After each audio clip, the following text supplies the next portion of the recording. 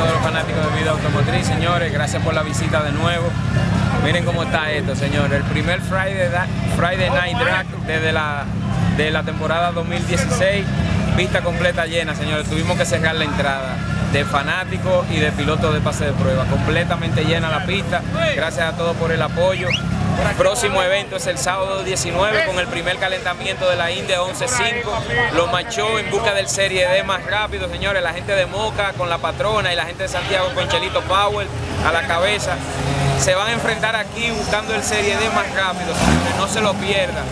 Este sábado 19 lo esperamos aquí. Aparte de eso tenemos categoría 11.5, como les dije, y varios machos más de los muchachos de Santiago, los muchachos de la capital y los muchachos de San Juan.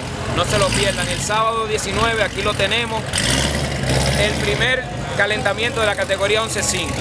Friday Night Drag, señores, rompiendo con la asistencia de todos. Los esperamos en el próximo.